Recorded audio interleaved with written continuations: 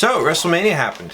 So, did it go well? I don't know. It's Friday before WrestleMania.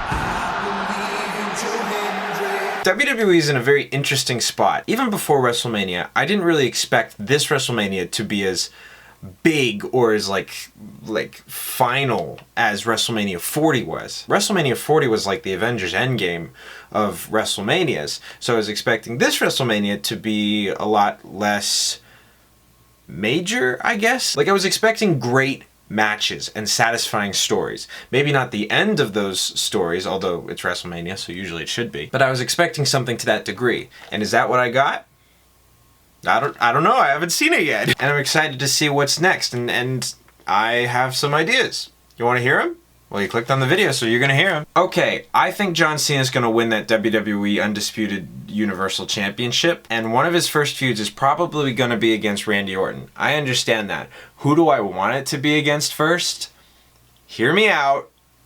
R-Truth. R-Truth is heartbroken that his childhood hero, John Cena, betrayed Cody and screwed him over at WrestleMania, so much so that R-Truth is like confronting Cena backstage. Now, John Cena is rubbing it in, he's making fun of him, and so this leads to a match at Backlash between R-Truth and John Cena. Truth, of course, gets destroyed. It'd be crazy if we gave him the title 1 month in.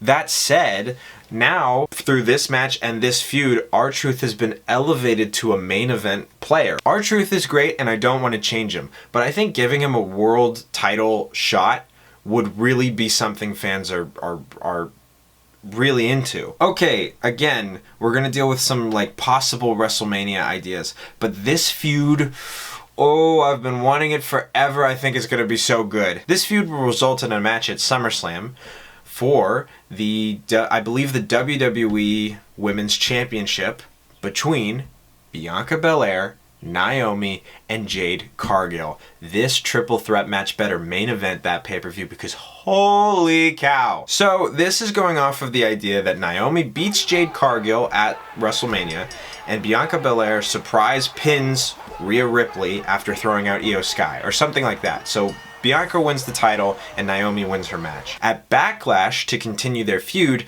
we finally get Bianca Belair versus Naomi after Naomi betrayed Bianca Belair and went off against Jade Cargill. And so the winner of that match will then have a feud with Jade Cargill leading to a match for the title at Money in the Bank. You can have it where Jade Cargill justifiably has a problem with what Bianca Belair did and Bianca Belair is just defending her title and defending herself. There's a lot of great drama that can be there. These three are going to be feuding and fighting over this title for the next few pay-per-views, which will lead to a triple threat match at SummerSlam. Ooh, doggy. That'll be great. Okay, another SummerSlam match that I'm pitching, and this one's doesn't really need a lot of story, just because A, they've already had a great story going, and B, it's just a great match. Roman Reigns versus CM Punk at SummerSlam. I have written here that Paul Heyman screws them over, but I don't really know what that means, especially in the context of all the Paul Heyman drama that's come out during this WrestleMania feud. So this would just be a great match. I think it would be fun, and I think it would make sense leading from Survivor Series to the Royal Rumble to WrestleMania to SummerSlam. This might not matter anymore, unfortunately. My dream has always been to see Sami Zayn as a world champion, as well as Kevin Owens. What if these two fight for a world title at WrestleMania 42? Unfortunately, Kevin Owens seems to be on the bench for a while, and that's okay. I believe he should put his health first. I'm not saying come back sooner than you need to. I'm just saying as a fan, I think it would be really cool to see these two fight for a world champion on the greatest stage of them all. Okay, another story idea. This one's very random. I call it the School of Heart. Natalya recently did some like wrestling thing. I don't know what it is exactly, but a lot of people online have finally been like, oh, Natalya's cool. And I'm kind of like, yeah, no crap. So I think we need to push Natalya. How can we do that? Well, Natalya is a very seasoned vet on WWE. What if she creates a faction where she trains new and up-and-coming NXT stars to become these major fighters in WWE. It'll give something for Natalya to do. She's doing something cool. She's using that Hart name. and we're pushing these new NXT stars to be cool people. I believe that the women's mid-card titles are really cool and are really underrated and have been underutilized thus far in WWE. But just as a quick pitch for a new feud for Chelsea Green versus Ivy Nile. Chelsea Green with the Secret Hervis versus Ivy Nile with American Made. I think it'd just be cool. You're kind of keeping it consistent with the USA themes. And also you can have it where Ivy Nile's like, you're not from America. You don't deserve it, Chelsea Green. Okay, these next two story points, they're big. No pun intended. This one is something that I pitched for this year's WrestleMania, which didn't happen, which is fine.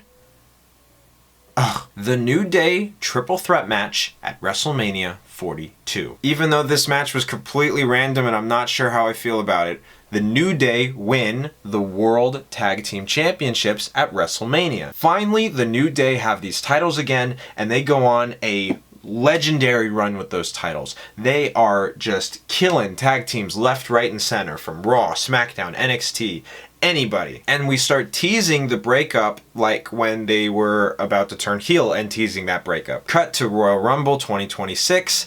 Big E makes his grand return at number 30, which is what I was hoping for at this Royal Rumble. But these three have finally reignited the feud that they've had that I was hoping that they would continue after they betrayed Big E this year, which would lead to this triple threat match at WrestleMania. Whoo boy, I would love that. I want to go big. And I'm saying it. Okay, and then this is the future story that, I mean, everybody's talked about. Nobody really knows what's happening. But I mean, people have been wondering this for a while.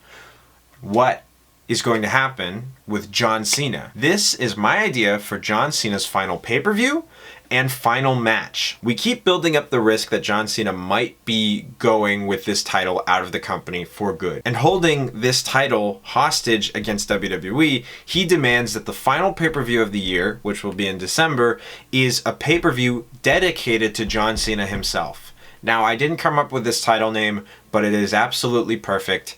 The title of this pay-per-view should be called Ruthless Aggression. And John Cena will have his final championship match at this pay-per-view. Now, who's it gonna be against? Initially, I pitched that it should be AJ Styles, just because these two will have a hell of a match. But the other story idea, which I think a lot of people are hoping for and I understand completely, is that the final match with John Cena would be against CM Punk. Okay, take the same story from before, except we're gonna add a little bit of spice. Punk and Cody Rhodes have been contentious as they both wanted to be John Cena's final opponent. Now, either during the lead up or something like that on like SmackDown or Raw or something like that, Punk can win the chance to face John Cena in his final match through some like stipulation or whatever. CM Punk at John Cena's final match, just like in the AJ Styles story, beats him. John Cena's like, oh, thank you, blah, blah, blah, goodbye, everybody. He's victorious. It is a victory on the same level as Cody Rhodes at WrestleMania 40. But speaking of which, Cody Rhodes is furious that he's been screwed out of this opportunity to take back his title from the man that screwed him over 10 months before. This leads Cody Rhodes into becoming a massive heel. The two begin feuding. This feud goes until Royal Rumble, into Elimination Chamber, up until WrestleMania, where we get CM Punk versus Cody Rhodes. And for me, to make the story go on even longer than you would expect, Cody wins at WrestleMania. He gets back the title. He takes revenge on the person that screwed him out of that opportunity months before, and now Cody Rhodes is back on top of WWE, something like that. But also, CM Punk now has a massive chip on his shoulder and will return to WrestleMania the next year to face off with Cody Rhodes for that same title. Okay, did any of those ideas make sense?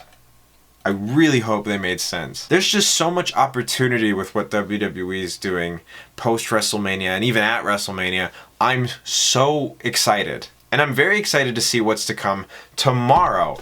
because that's when I'm watching WrestleMania Night 1. Did you like these ideas? Let me know in the comments. Do you have your own ideas? Keep them to yourself. No, I'm just joking. You can say them in the comments. That's nice. Thank you guys so much for watching, and I'll see you next time.